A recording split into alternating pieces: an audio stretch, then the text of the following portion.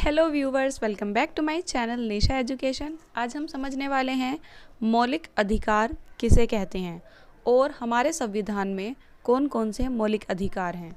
तो देखिए, वह सारे अधिकार जो लोगों के जीवन के लिए बहुत ही ज़्यादा इम्पोर्टेंट होते हैं, बहुत ही ज़्यादा इम्पोर्टेंट समझे जाते हैं कि ये अधिकार होने ज़रूरी ही हैं।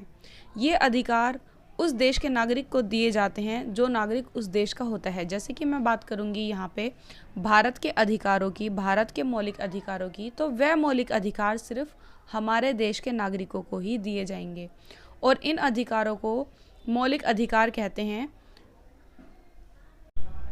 मौलिक अधिकार सभी व्यक्तियों की, जितने भी नागरिक होते हैं उन सभी की रक्षा करता है।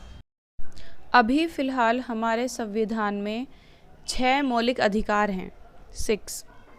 उनमें से ये 6 अधिकार ये हैं, जिसमें से पहला अधिकार है समानता का अधिकार।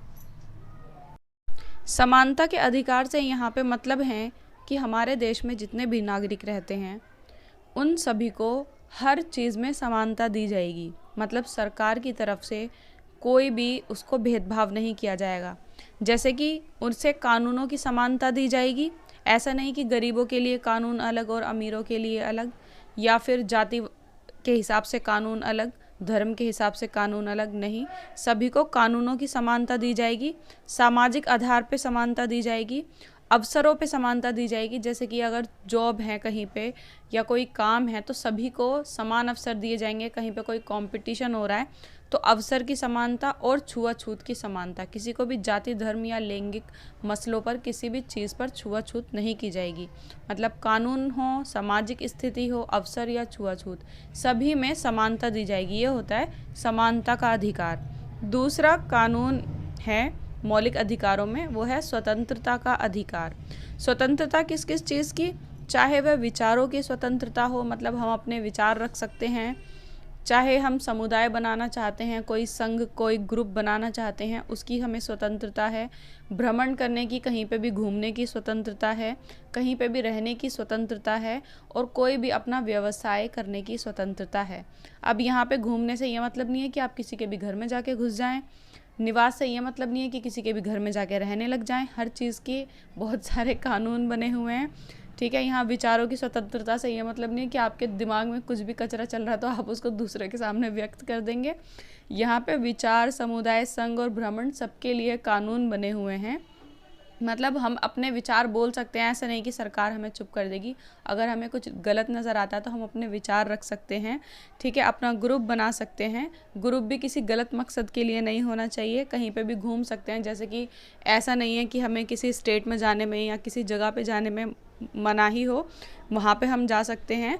और जैसे कि हम दिल्ली में रहना चाहते हैं या यूपी में रहना चाहते हैं या एमपी में रहना चाहते हैं, कहीं पे भी रहना चाहते हैं तो हम वहाँ पर रह सकते हैं। लेकिन उसके लिए भी कानून होते हैं, कानून के दायरे होते हैं। ऐसा नहीं है आपने अपना सामान उठाया और किसी के भी घर में जाके घुस गए, ऐसा नहीं होता है।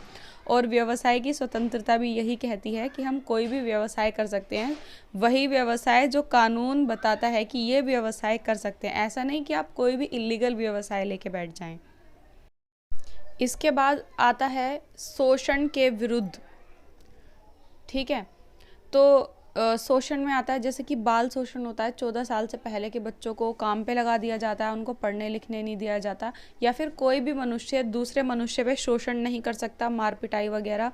या फिर एक मनुष्य दूसरे मनुष्य को बेच नहीं सकता या खरीद नहीं सकता। ये सब शोषण के विरुद्ध अधिकार हैं। इसके बाद आता है धार्मिक स्वतंत्रता।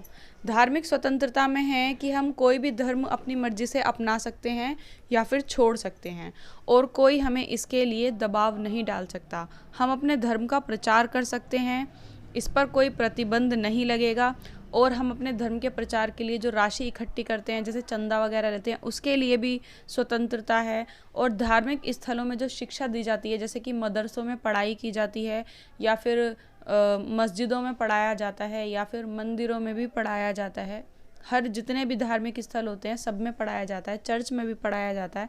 तो उसके लिए सरकार कोई रोक टोक नहीं लगाएगी, उसकी स्वतंत्रता है। इसे कहते हैं धार्मिक स्वतंत्रता। इसके बाद आता है नंबर 5 पर सांस्कृतिक और शैक्षणिक अधिकार। जितने भी धर्म हैं, सभी धर्म या फिर सभी भाषा, ठीक है, सभी अल्पसंख्यक समुदाय अपनी सांस्कृतिक रक्षा और विकास के संस्था खोल सकते हैं।